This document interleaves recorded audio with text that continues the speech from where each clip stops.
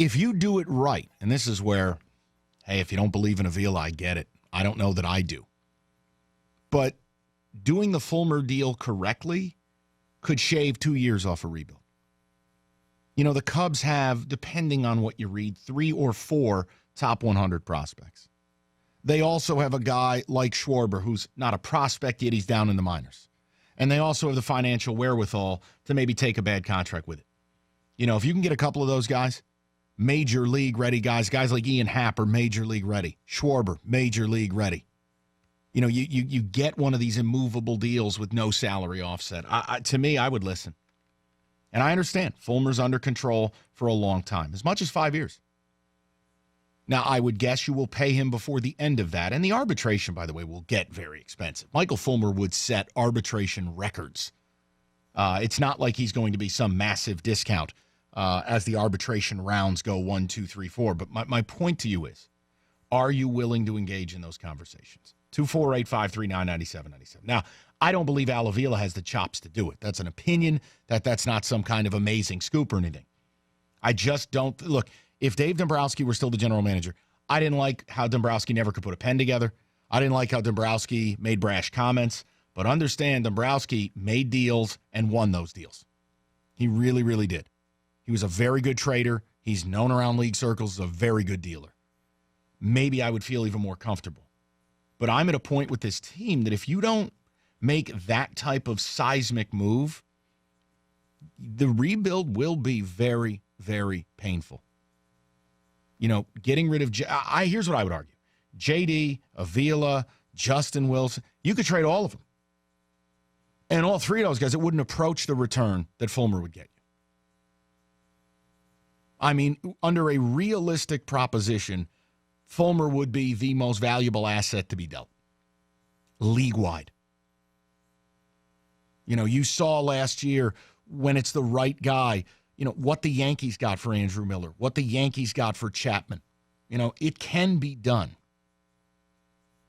248-539-9797. So none of you guys seem to give a damn. I want to bring Sully in because he has thoughts. Go ahead. Yeah, no, I appreciate that. I don't know if that's patronizing me, but hey. No, but I think it's hilarious that you've got this topic about, you know, maybe the best player this organization has for the next 10 years, and this town is so dead baseball-wise and just so revolted by their baseball team that, you know, it's just one big fart noise on the phone lines. But to me, it's like it's a philosophical discussion. It requires a little bit of thought, and therefore that's probably why I know. People, maybe they're just sick and tired of rumors and want to see something happen, but I get it. Yeah, but what do you want to talk about? The team doesn't give you anything to talk about. Right. And I don't want to talk about JD anymore. Fulmer's this unthinkable frontier of the trade deadline. And I don't think it should be unthinkable. I mean, he's certainly as close to untouchable as it gets on this team, but would I listen to offers? Of course. But me personally, I wouldn't really need a lot. I would need a ton if they're going to deal him. I hope they do keep him because I like Michael Fulmer a lot, and obviously he is a guy that, if you're going to rebuild, is a perfect guy to have here for that. But like I said, I would need a ton if they're going to trade him. Now, it's not off the realm of possibility. Hold on. Let's not get hung up in like hot take jargon. I would need a ton. This guy has amazing potential. No. What is a ton?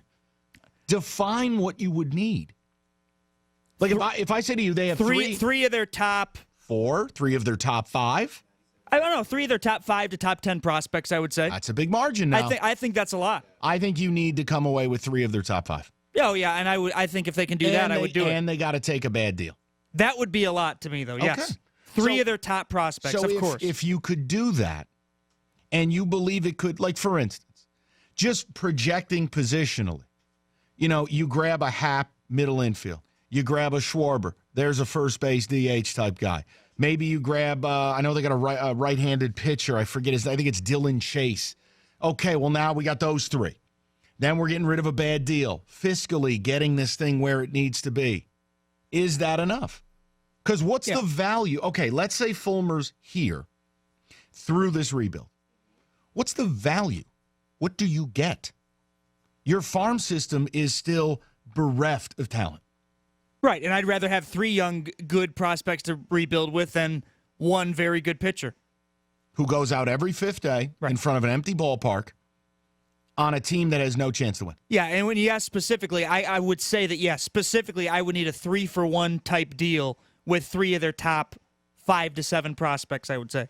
248-539-9797. The feedback is coming in, 97136. Best work by Roberto ever. Love the horse racing song. Great song. First time I've heard it. Absolutely take calls on Fulmer with the price tag of 1 arm, 1 leg, and 1 firstborn child. Do whatever it takes to rebuild. If the return was Ian Happ and Schwarber and Baez, I'd pull the trigger and be done with JV and Fulmer. It's from Austin. I'd trade him, but they have to take JV with him. See, I think that's realistic. You know, and again, you could keep JV and you could decide to ride it out, or you could try to work it out at the winter meetings. But I also think that if you pay the freight, Verlander's tradable on his own. Let's say you go 50 cents on the dollar, 40 cents on the dollar. You can move him and get something. But for instance, what about in order to acquire Fulmer, you've got to take on 80% of Jordan Zimmerman? Now, there's a deal I'd love to get out of.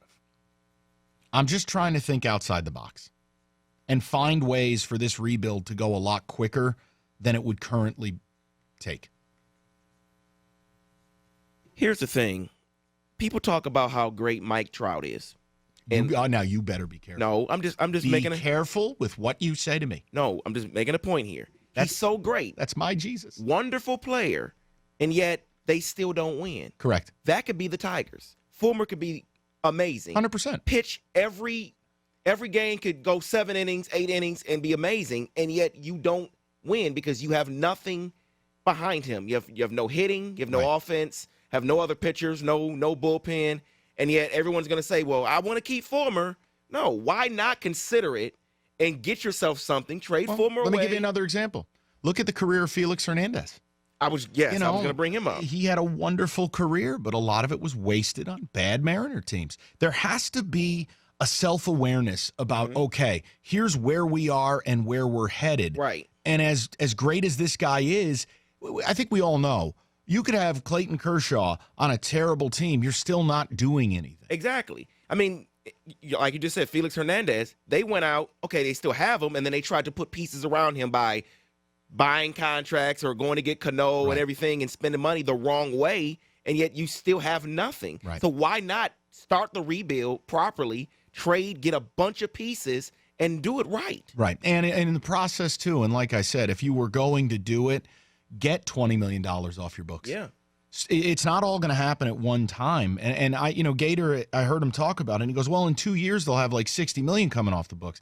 Right, but there's no moratorium. If you're rebuilding, you do everything in your power to actively rebuild. And it's going to hurt. Oh, it's going to be terrible. It's not going to feel great at all, but you have to make the tough decision.